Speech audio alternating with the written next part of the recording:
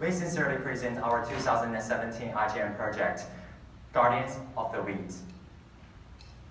So this is a wheat bread, a whole wheat bread, and let's just face it, everyone's trying to move towards whole grains. But what if I told you, based on our human practice investigation, there is a chance of exceeded warming toxin and mycotoxin in the dough that made the so-called whole wheat bread. The warming toxin, dough, and mycotoxins, and I'm sorry to introduce this to you after your beautiful lunch, but however, the warming toxin, dough, and mycotoxins are responsible for the dizziness, fever, diarrhea, nausea, and other acute poisoning symptoms. And the occurrence of these toxins are always associated with wheat scab. And wheat scab is a plant pathogen disease caused by Fusarium graminearum, concurrent with the toxin compound, as I mentioned before, and the great loss of yield. Every year, a lot of money has to be spent on the precaution of wheat scab. You guys may have no resonance with $16 billion. Let me put it this way. $16 billion is equal to the registration fee for 3.5 million iGEM teams and plus 6 iPhone 10, okay? So, through our human practice field investigation, we've got chances to interview some farmers on both countryside of Nanjing and our university's farm. And according to one of them, whose name is Zhu Chunhua, the warming toxin down reached 7,000 microgram per kilogram in 2015, which is 7 times higher than the FDA criteria stipulated. If polycensored, this contaminated wheat is likely to flow into the market and pose a threat to the public food safety. So this is basically the main reason we choose this as our project.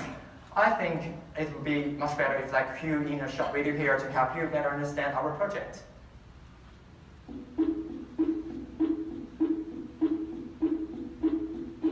This year, Nanjing Agricultural University iGEM team works on the precaution of wheat scab and the degradation of its associated toxins. Basically, in the precaution stage, when the wheat are encountered under weather conditions, such as increased amount of water at the time of flowering, etc. Yeast bacteria massively produce other fungal peptides as a substitute of conventional chemical control, such as carbapenem. Antifungal peptides will then serve the function as guardians of the wheat by killing its function-axis Fusarium graminearum. At the same time, through machine learning, we can use a man aerial vehicle to real-time monitor the wheat living condition, just to make sure that every single wheat is safe and sound. At the same time, in view of our safety, we've constructed the toxin and toxin kill switch in this engineering yeast.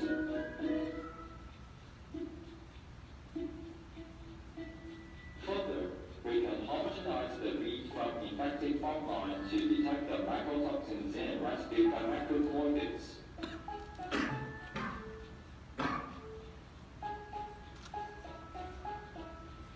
Wheat contains exceeded toxins where we subsequently transferred to the degradation device, where we utilize two specific degradation enzymes to detoxify warming toxin down and mycotoxins in. After detoxification, wheat can be further processed into fodder for swine cattle. While those that turn out to be non-toxic can be further processed into human foods, such as bread, mooncake. So, using antifungal peptides as our weapon has several advantages. For example, the shorter half-life, the nitrogen-containing decomposition product, and etc.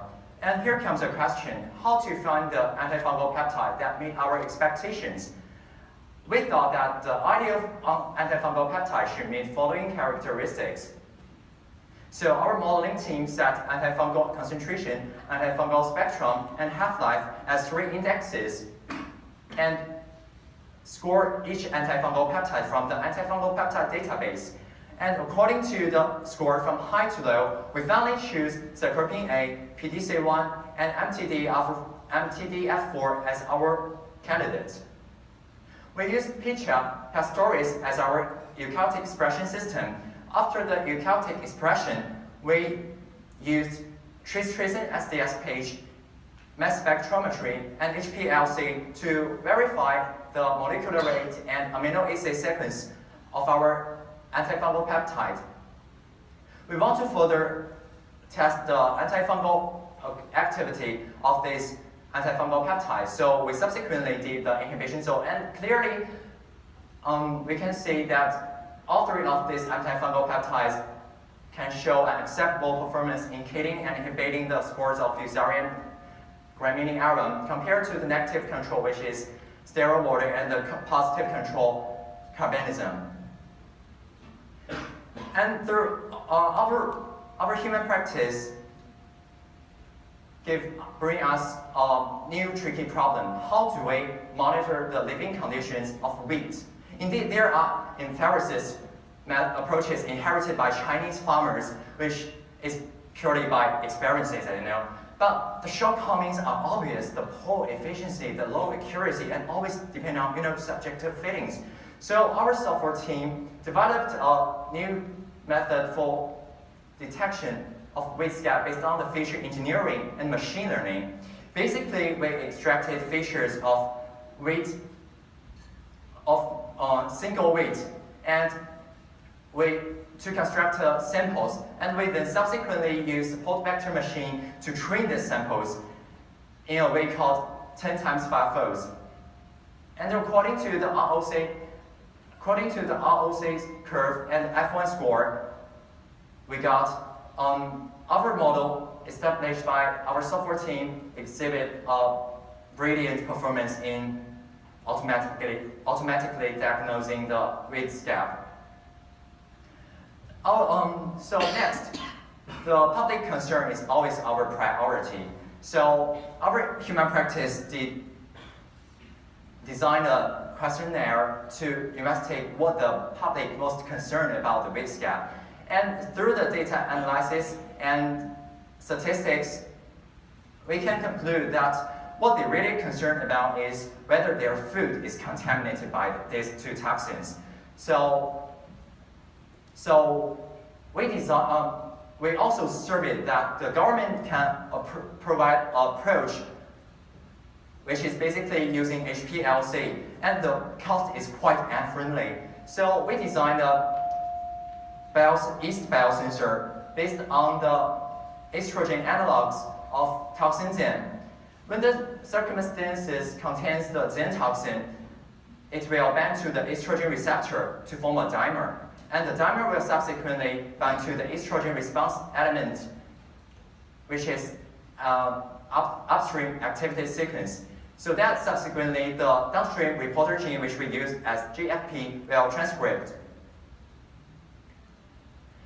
We use MATLAB to predict the performance of our biosensor. We establish a dynamic model with some differential equations considering the interrelationship between estrogen receptor and its mRNA, the fluorescent protein and its mRNA, and of course the endocytic complex.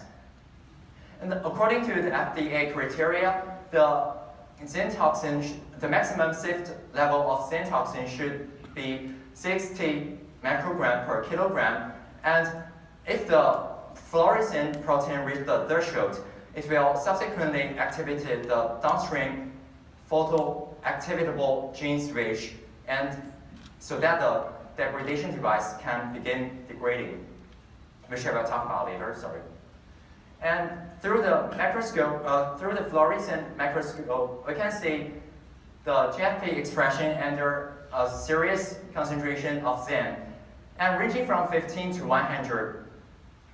Fluorescent intensity has a good linear relationship with zen concentration, and the lowest detection of concentration is 2 nanogram per milliliter. And as I just mentioned, the degrading device is under the control of fluorescent intensity.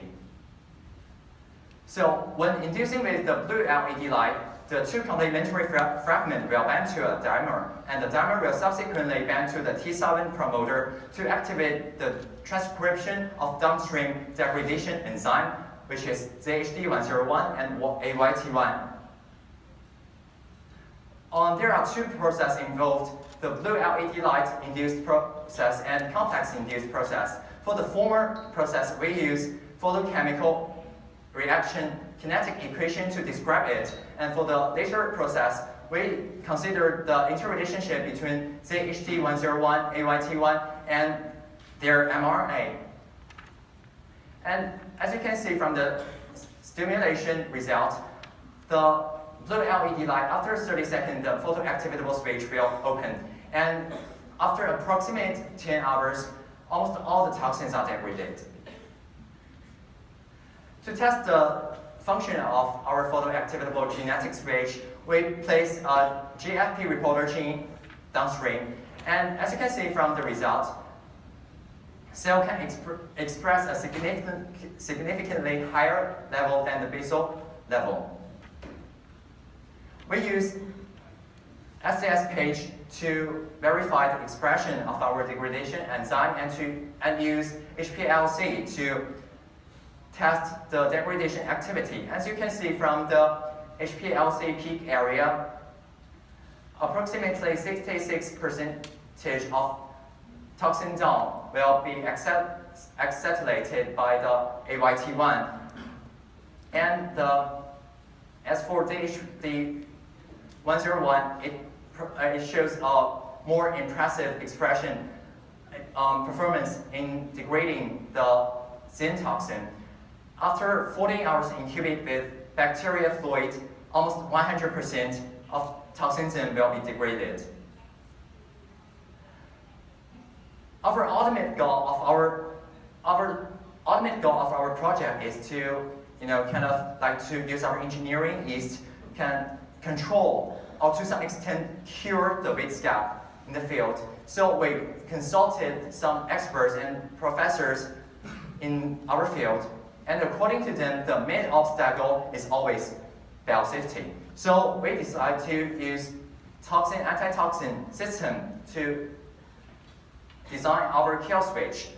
And to make the TA system more robust and orthogonal, we use plant-derived toxin transcription factors under the control of galactose-inducible promoter. When adding galactose in the system, the plant-derived transcription factor will be transcribed to function subsequently on the UAS of BI1 protein, which is the agonist of the pro-apoptic BEX protein.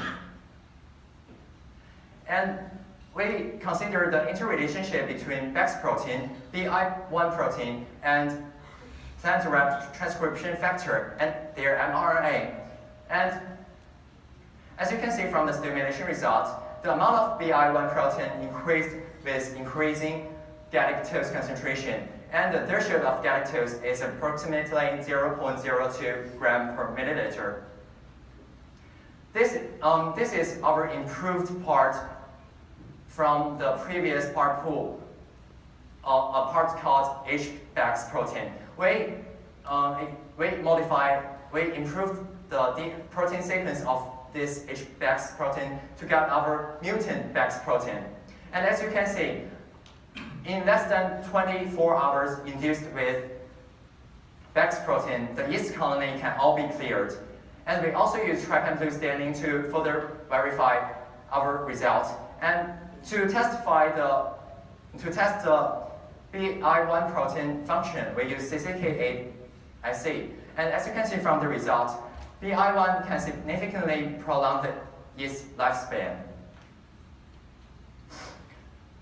And the next part is our promoter collection, which is a special gift for iGEM yeast part full. We tested 10 yeast promoters, and the response effect of 10 yeast promoters normalized to the negative basal level. And it's noteworthy that through point mutation, we got a novel sequence of TF1 promoter, which is way stronger than its original sequence. And this is basically our project. For the public engagement part of human practice, I will leave it to my partner, Jiang Yi. Thank you. Our integrated HP is in every stage of our project, so let's move to education and public engagement. We held 2 campus talks to spread our project and the culture of iGEM, which attracted over 400 students. We also went to a local high school to find more potential iGEMers to join us. In March 2017, we had a campus competition under art to encourage everyone to go into the laboratory and learn more about microbiology. These are their work. Over 16 teams submit the application forms to us, and these are their final work. Their works look a little bit childish, but still very cute, right? It is the first time for them to paint with the microbiome. It is an open-air public event. We would like to call it Science Fair Day.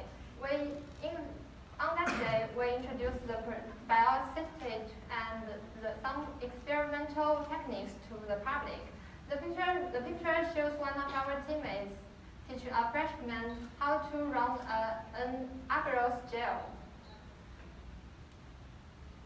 According to our questionnaire, we found that the people know little about the waste gap, so we want to propose a method called visual analysis based on information retrieval and natural language processing. We got more than 700 web pages and 20,000 entities from different sources like Baidu and Sogo. With dating and cleansing and Chinese word segmentation, we built 2 corpus. With the 2 corpus, we form a figure. In the figure, all the words are relevant to which gap, and the size of the word means the relevance to the disease. We use the figures to collect the most useful information.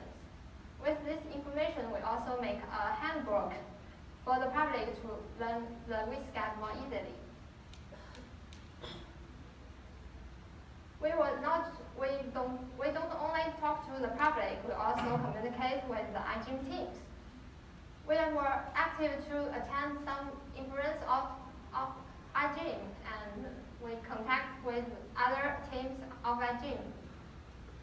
We collaborate with these universities, and sometimes we have online conferences to improve our project. Like this.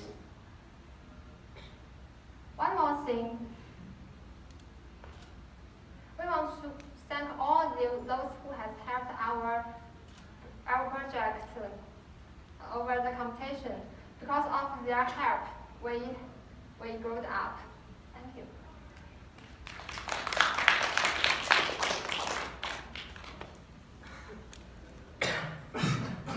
Thank you very much for this very clear and concise presentation. So we have got 5 minutes for questions and the judges start. So I ask my fellow judges, do you have any questions? Yes? Thank you for the presentation. In terms of treating the disease that's already affecting the weeds, what's more effective, the antifungal peptides or the mycotoxin degradation?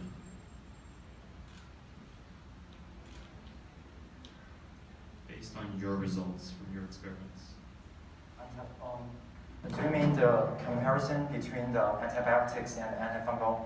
Yeah, we've showed in a chemical control reagent called carbanism, which is most popular and most prevalent chemical control reagent in the market right now. And according to the invasion zone, we can conclude that the antifungal peptides can possess a similar or even better killing activity compared to the carbanism. And it is also noteworthy that we use different methods dissolving these 2 reagents. Like when we dissolve the antifungal peptide, we just use pure sterile water. But when we dissolve the carbanism, we use acetic acid. So I thought the killing activity of carbanism is largely depend on the acetic acid. Okay, thank you. So mainly you can buy the 3 peptides from the market because you guys use the pills of the peptides to do the inhibition downs of the anti-fungal activity. No, it's not pills. It's just like a paper. Oh, okay. We use. Filter. So you guys extract the peptide and then put in the filter. Yeah. Okay, got it.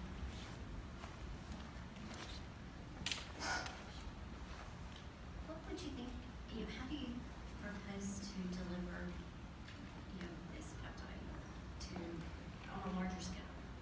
On a larger scale, we need to firstly find a way to mass produce these antifungal peptides. And second, as I mentioned before, the ultimate goal of our project and even the synthetic biology is to be more public friendly. So it's something about the public, not just scientists.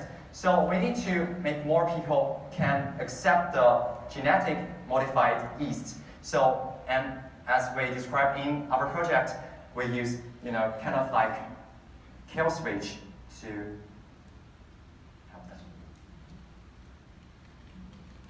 So congratulations, you achieved a lot during this limited time. And can you show me an example, like what kind of feedback you gained from your integrated human practice to shape your project? You mean the reflect? Reflect part is like when we need to. The first thing came into our mind when we occurred to me when we made the wheat scab. We thought it's purely on the precaution, but our human practice taught us that we should not focus on our own. We need to care more about the public, which is what they thought about wheat scab. And the result is the public concerned more about whether their food is contaminated by these 2 toxins. So we need to think how to help the public to kind of help them. So we designed a yeast biosensor to become more portable and more convenient for families to detect their food-derived toxins. Okay, thank you. I've got a question concerning the monitoring device you mentioned. This sounds really very interesting. Were you able to test this in the field condition? Monitoring device. We spend my time we are not good at it, and we just have a preliminary idea with the help of BIT Beijing Institute of Technology. So in the future we will continue complete with improve our device. So yes. So that what you're actually planning to do is sort of have a drone that will carry. Well, basically, it is based on the ultimate goal of our project is like to use unmanned aerial machine vehicle to real-time monitor the living conditions of every single wheat. So, but because of the limitation of time, and we cannot work on the hardware part. And we already got the software out, but we cannot improve the hardware part. And can you just maybe just explain a little bit how you control this successful process of machine learning with the visual analysis?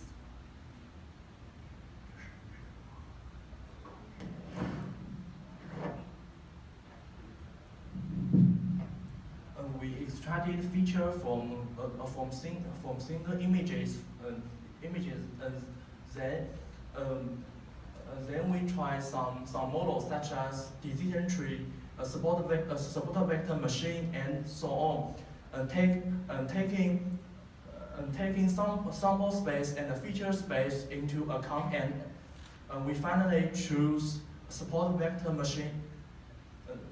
And we also use 10 times 5-fold cross validation to avoid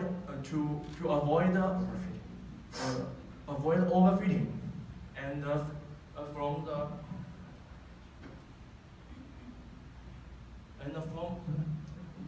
from this, the value is between 0 and 1. The higher the value is, the more the beta our model is. Okay. Thank you very much. Thank you. I think we are done for the questions time. So thank you very much for this presentation, for the responses.